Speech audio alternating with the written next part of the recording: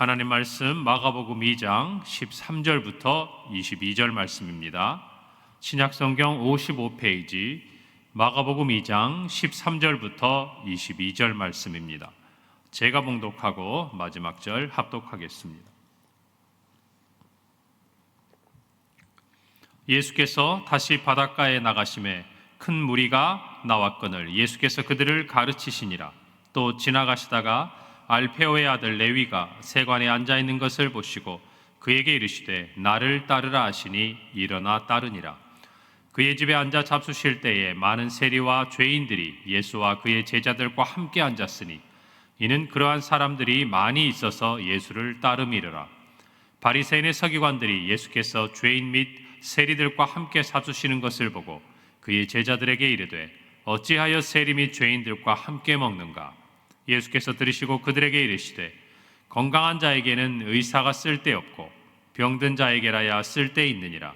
나는 의인을 부르러 온 것이 아니요 죄인을 부르러 왔노라 하시니라. 요한의 제자들과 바리새인들이 금식하고 있는지라 사람들이 예수께 와서 말하되 요한의 제자들과 바리새인의 제자들은 금식하는데 어찌하여 당신의 제자들은 금식하지 아니하나이까? 예수께서 그들에게 이르시되 혼인집 손님들이 신랑과 함께 있을 때에 금식할 수 있느냐? 신랑과 함께 있을 동안에는 금식할 수 없느니라.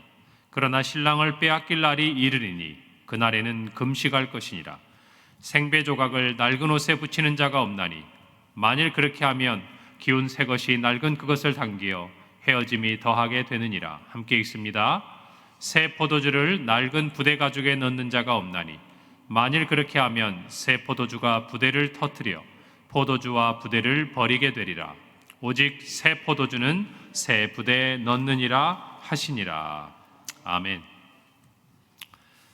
오늘 말씀은 예수님께서 레위라고 기록되어 있는 세리 마태를 예수님의 제자로 부르시는 이야기, 그리고 이후에 제자들과 또 죄인들이라 일컫는 세리들과 함께 먹고 또 지내는 것에 대한 사람들의 생각, 그리고 이어지는 금식 논쟁에 대한 기록이 성경 가운데 기록되어 있습니다. 오늘 14절에 보니까 또 지나가시다가 알페오의 아들 레위가 세관에 앉아 있는 것을 보시고 그에게 이르시되 나를 따르라 하시니 일어나 따르니라 라고 기록하고 있습니다. 그 당시에 세리였던 레위, 마태를 의미하고 있죠. 그는 우리가 잘 아는 대로 마태복음 그리고 예수님을 따르는 삶을 살았던 제자였습니다.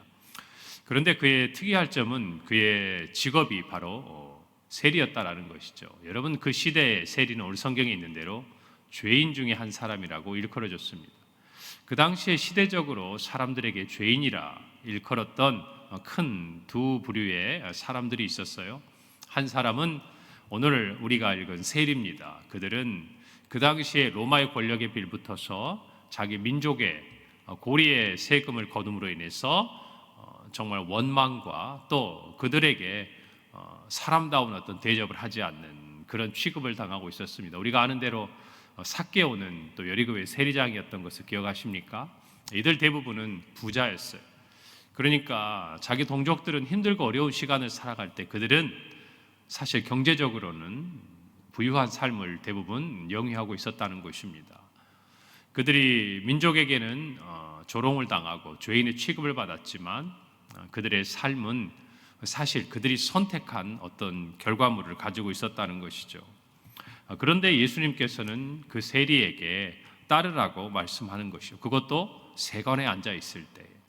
여러분, 예수님이 불렀던 우리가 갈릴리에서의 네 제자를 기억하십니까? 그들은 4명 다 갈릴리의 어부였습니다. 그리고 오늘 성경에 나타난 마태, 그는 곧 세리였어요.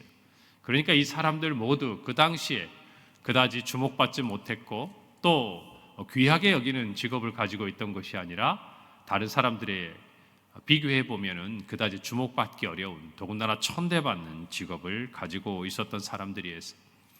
오늘 특별히 우리가 주목할 것은 세리가 예수님의 부름에 따르게 됐을 때 그의 집에서 제자들과 함께 먹는 자리에 많은 죄인들과 세리들이 함께 있었다라는 것입니다. 여러분, 이것을 볼 때에 세리를 부르신 예수님, 그리고 어부였던 그의 제자들을 부르신 예수님의 그 마음을 우리가 생각해 보면 낮은 곳, 그리고 사람들에게 인정받지 못하고 또 그 당시 조롱받고 천대받았던 그 사람들의 친구가 되어주시고 또 그들을 구원하시고자 하셨던 예수님의 마음을 느낄 수가 있는 것입니다. 여러분, 어쩌면 그들은 편안했을지 몰라요. 왜 그랬을까요? 거기 있던 죄인들과 세리들은 함께 있을 곳이 없었습니다. 그들만의 세상이 아니면 환영받을 곳이 없었어요. 그런데 저는 이런 생각을 한번 해봤어요. 이때 세리 마태의 집에서 먹고 마시던 사람들은 참 편안하지 않았을까? 왜냐하면 자기와 같은 세리를 제자로 부르신 예수님, 그리고 자기와 같은 세리로서 예수님을 따르게 한, 정말 따르기로 한 이 마태의 집에서 그들은 어쩌면 많은 동질감을 느꼈을 거예요.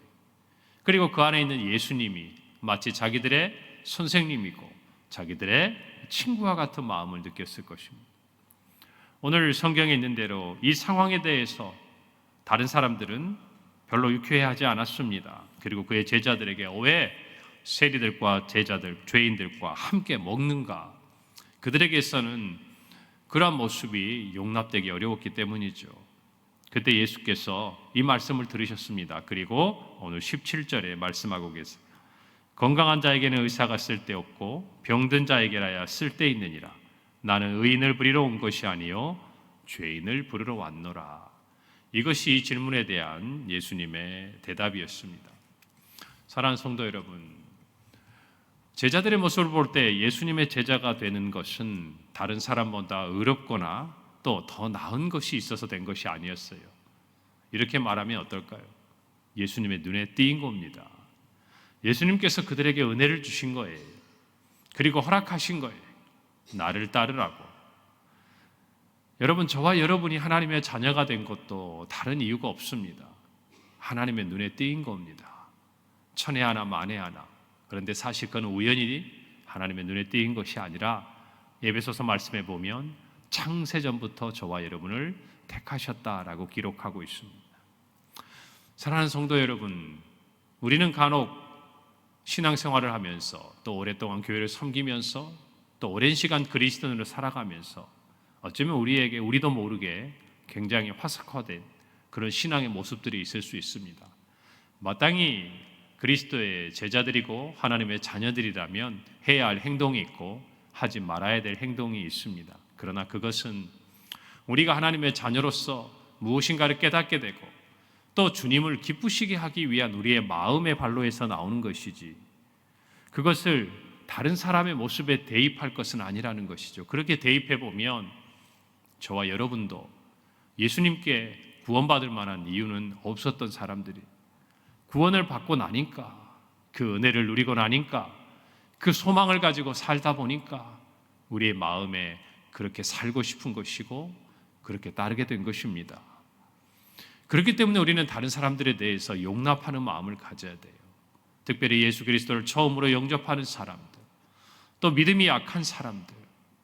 그래서 사도 바울은 로마 교회에 편지하면서 너희 강한 자가 약한 자의 약한 부분을 담당하라고 말하고 있는 거 아니겠습니까? 우리 안에도 마찬가지. 예수님을 따르고자 한다면, 또 따르고 있다면 그것이 우리의 어떤 의나 공로가 아니라는 것을 저와 여러분이 분명히 깨달아야 합니다. 그럴 때 우리는 겸손할 것이고, 그럴 때 우리는 그 구원의 감격을 잊지 않을 것이고, 그럴 때 우리는 우리의 삶에 작은 것 하나라도 주님을 기쁘시게 하는 일에 힘쓰게 될 것이기 때문입니다. 바울은 고린도 교회에 편지하면서 우리의 상황에 대해서 이렇게 말하고 있습니다. 1장 26절 29절이죠. 형제들아, 너희의 부르심을 보라. 육체를 따라 지혜로운 자가 많지 아니하며 능한 자가 많지 아니하며 문벌 좋은 자가 많지 아니하도다. 그러나 하나님께서 세상에 미련한 것들을 택하사 지혜 있는 자들을 부끄럽게 하려 하시고 세상에 약한 것들을 택하사 강한 것들을 부끄럽게 하려 하시며 하나님께서 세상에 천한 것들과 멸시받는 것들과 없는 것들을 택하사 있는 것들을 폐하려 하시나니 이는 아무 육체도 하나님 앞에서 자랑하지 못하게 하려 하심이라. 여러분, 초대교회 당시에도 교회 안에 있었던 많은 성도들은 세상에서 환영받던 사람들이 아니었어요. 세상에 지혜 있는 사람이 아니라 세상에 능력이 많은 사람들이 아니었다라는 말입니다. 물론 없다라는 것이 아니에요. 그 당시에 귀족도 있었고 또 황제와 관련된 가문의 사람도 있었습니다. 그러나 대부분의 사람들은 세상에 소망 둘 것이 없는 사람들이었어요. 저와 여러분은 어떻습니까? 왜 우리가 예수님을 믿고 있습니까? 만약 저와 여러분이 세상에 소망 둘 것이 많은 사람들이었다고 한다면 어쩌면 우리가 예수님을 구주로 영접하기는 더 어려웠을 거예요. 어쩌면 우리는 병들고 약하고 가난하고 또 우리의 삶에 하나님밖에 찾을 수 없는 절박한 시간이 있었기 때문에 하나님 앞에 나아왔고 하나님은 우리를 긍휼히 여기셨던 것을 기억해야 합니다. 사랑하는 성도 여러분, 이 마음을 변치 않기를 바랍니다. 저와 여러분이 어떤 자리에 있든지 어떤 순간에 있든지 우리의 시작은 은혜였습니다.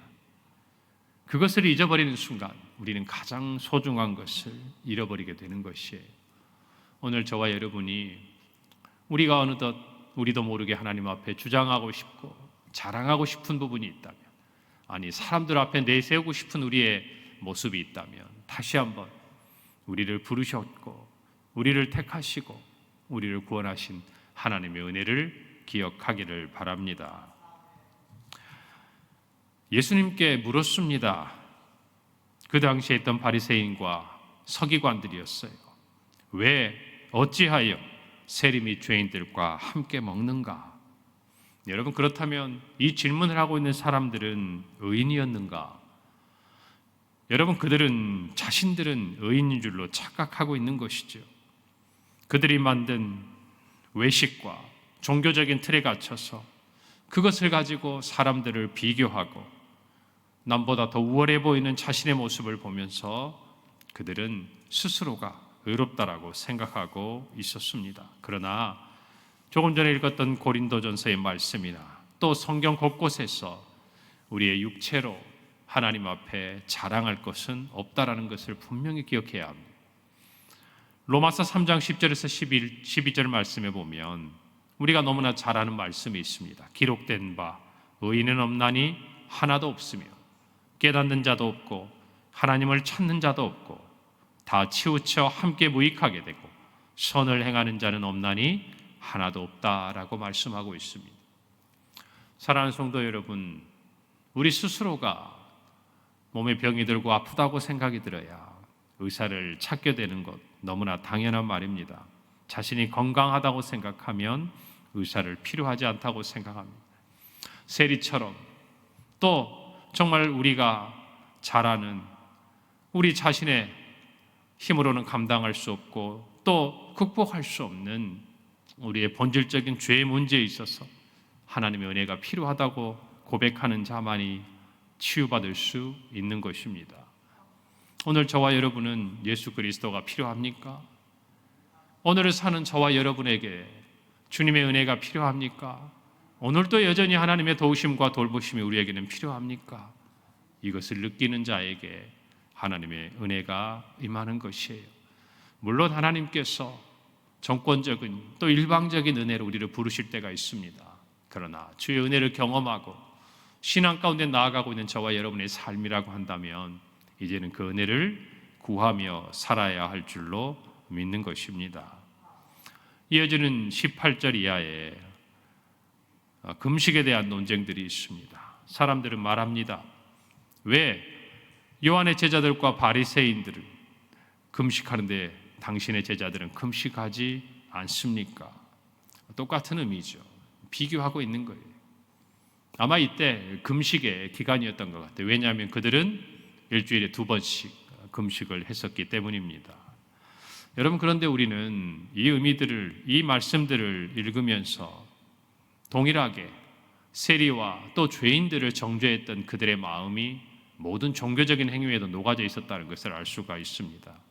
여러분, 예수님께서 누가복음 18장 9절에서 10절에 이렇게 말씀하신 비유를 생각해 보시기 바랍니다. 또 자기를 의롭다 하고 다른 사람을 멸시하는 자들에게 그 비유로 말씀하시되 2 사람이 기도하러 성전에 올라가니 하나는 바리새인이고 하나는 세리였다. 여러분, 이 비유가 기억이 나십니까?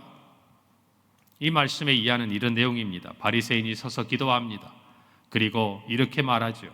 하나님, 나는 다른 사람들, 곧 토색하거나 불의하거나 간음하는 사람들과 같지 않은 것을 감사합니다. 그리고 이 세리와도 같지 않은 것도 감사합니다. 나는 일에 2번씩이나 금식을 하고 또 소득의 11조도 드리고 있습니다. 바리새인이 기도였어요. 세리는 이렇게 기도합니다. 멀리 서서 눈을 들어 하늘을 쳐다보지도 못하고 가슴을 치며 말합니다. 하나님, 불쌍히 여기소서. 나는 죄인이로소이다. 이 비유를 하신 예수님의 마지막 말씀이 이 말씀이었습니다. 내가 너희에게 이르노니 이에 저 바리새인이 아니고 이 사람 곧 세리가 의롭다 하심을 받고 그의 집으로 내려갔느니라. 무릇 자기를 높이는 자는 낮아지고 자기를 낮추는 자는 높아지리라. 여러분, 어쩌면 이 새벽을 깨우는 저와 여러분이 더 위험할 수도 있습니다. 주님 곁에 나와서 정말 주님의 은혜를 사모하는 것은 100번 칭찬 들어 마땅한 말입니다. 그러나 이 기도를 하기 때문에 우리가 무엇인가 하나님께 더 얻을 것이라고 스스로가 자랑한다면 그것은 하나님이 준비하신 더 큰 것을 스스로가 놓아버리는 결과가 될 수 있다는 것을 잊지 마시기를 바랍니다. 자기를 남보다 의롭다고 믿는 사람은 가장 어리석고 위험한 사람이라고 예수님은 말씀하고 계세요. 오히려 예수님은 율법보다 더 나은 의를 산상수훈을 통해 말씀하시면서 금식에 대해서 우리에게 이렇게 가르쳐 주십니다. 마태복음 6장 16절부터 18절이에요. 금식할 때 너희는 외식하는 자들과 같이 슬픈 기색을 보이지 말라. 그들은 금식하는 것을 사람에게 보이려고 얼굴을 흉하게 하느니라.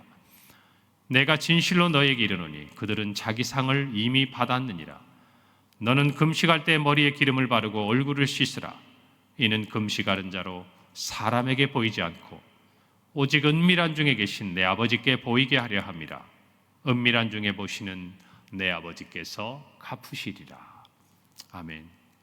우리가 드리는 기도와 봉사와 헌신은 하나님께 보이기 위함입니다.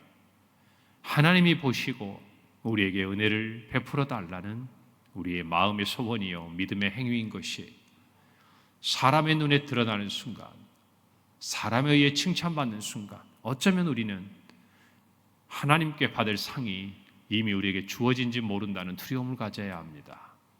언젠가 말씀드린 것처럼 사람들은 모르는 하나님과 우리 사이에 비밀이어야 합니다.